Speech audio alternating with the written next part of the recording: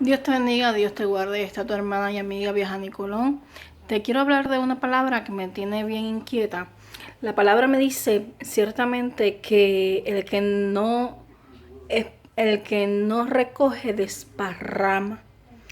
Y Yeshua decía que el que no es contra él, con él es. El que no es contra el ministerio, contra su persona, contra el mensaje de salvación, es a favor del mensaje de salvación. Eh, Hoy quiero hablarte al corazón. Estamos viendo que personas del mismo cuerpo de Cristo estamos compitiendo con quién tiene la razón. La palabra me dice en Hechos que en la iglesia primitiva los discípulos tenían todas las cosas en común. Si somos cristianos, nosotros vamos a modelar a Cristo. Cristo nunca lo vamos a ver haciendo acepción de personas. Nunca lo vamos a ver echando fuera a una persona, a menos que sea confrontando con el fariseísmo y con el legalismo, con los seduceos, con los escribas, doctores de la ley. ¿Por qué? Porque predicaban un evangelio que no vivían. Y lastimosamente, con el pasar del tiempo, estamos viendo una iglesia que conoce la palabra, una iglesia que teme al Señor y que me consta que ama al Señor.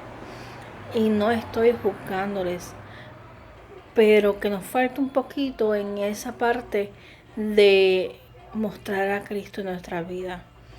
La palabra me dice que el que no recoge desparrama. Yo puedo tener una diferencia teológica con un hermano o una hermana, pero somos parte del mismo cuerpo.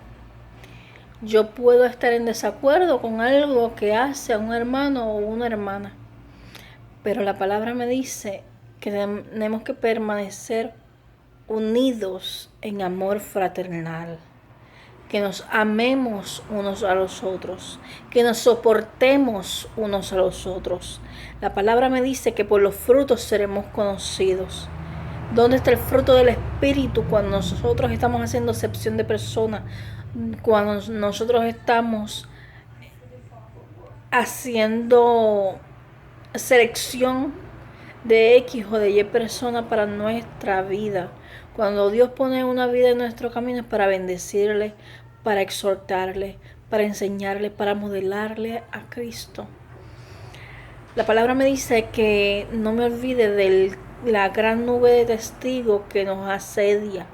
Tenemos una gran nube de testigos que nos está observando, que está todo el tiempo pendiente, está observando cada paso que damos, porque es nuestro testimonio el que habla más que nuestras palabras.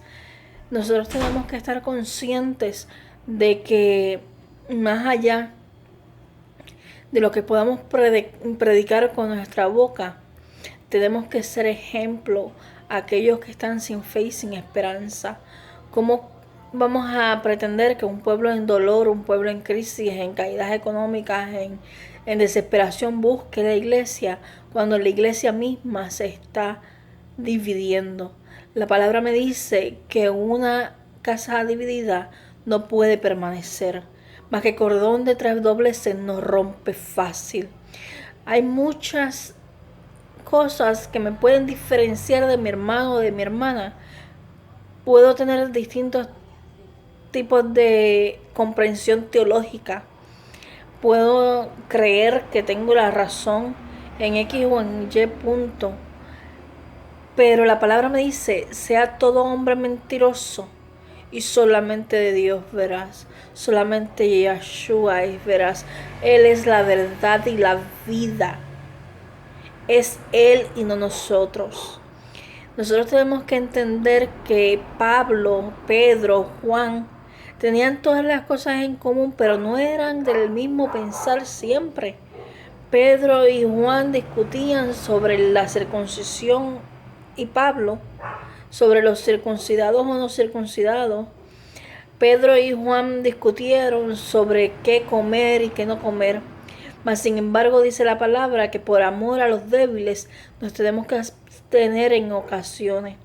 Si por amor a los débiles y para evitar la murmuración con otra persona, yo puedo evitar hacer unas cosas que ni me dan ni me quitan, yo me voy a abstener.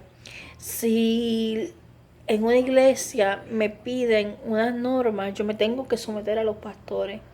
Si mi hermano o mi hermana está haciendo algo que yo entiendo que no es correcto, mi deber es orar al Señor y hacerle llegar el mensaje para que el Espíritu Santo sea quien redarguye. Yo no redarguyo, el ser humano no es el que redarguye y convence, es el Espíritu Santo. Es el Espíritu Santo el que nos guía a toda verdad y toda justicia. Es el Espíritu Santo el que liberta, el que convence, el que cambia y transforma, no es nadie más.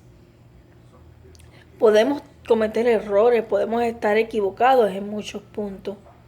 Podemos estar lacerando el cuerpo de Cristo sin querer. Y no por eso dejamos de ser parte del cuerpo de Cristo. Qué fuerte. La palabra me dice que no hagamos acepción de personas. La palabra me dice que yo tengo que amar como a mí mismo. Tratar como me gustaría que me trataran. Si yo desearía que, si yo estoy errada, si yo tengo un error, si yo tengo una caída, si yo tengo una confusión en alguna parte bíblica, me gustaría que una persona se sentara con paciencia como Felipe, con el eunuco que le explicó la palabra y él fue redarguido y convencido hasta bautizarse. Asimismo me gustaría que si yo estoy errada, ser exhortada en amor y en mansedumbre. Es por eso que tenemos que volver a evaluarnos y decir, Señor, enséñame tú a amar. Nosotros tenemos que aprender a amar, porque este pueblo se ha dividido y hemos sido egoístas, egocentristas, hemos dejado de compartir, hemos dejado de congregarnos, hemos dejado de ser un solo pueblo por nuestra propia opinión. Y la palabra en Proverbios me dice que no sea sabio en mi propia opinión. La palabra me dice que el principio de la sabiduría es el temor a Jehová, a Yahshua, a Yahvé. La palabra me da instrucciones específicas. No es en mi entendimiento humano, no es como yo lo veo, es que dice la palabra, cuál debe ser mi conducta. Que aprendamos de una buena vez a no desparramar, sino a recoger. La mies es mucha y pocos los obreros, pero ¿cómo la mies va a llegar al buen pastor si los obreros se están lacerando mutuamente?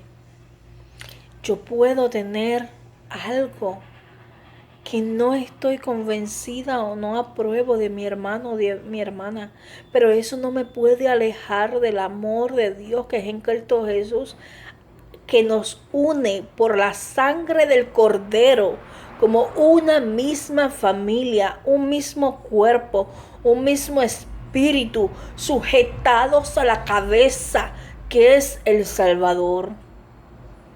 No podemos seguir fragmentando el cuerpo del Señor.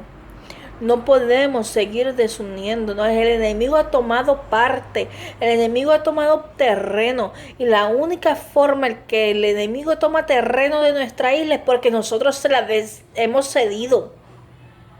Nos toca a nosotros unirnos en un mismo espíritu, a clamar, a humillarnos, a orar.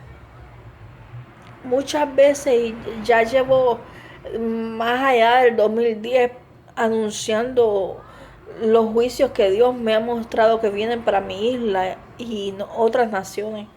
El Señor me mostró a Japón, el Señor me ha mostrado otras naciones y sobre todo mi isla, Puerto Rico. Y qué triste que sea necesario que estos juicios ocurran para que aprendamos a convivir como un solo pueblo, como un solo cuerpo.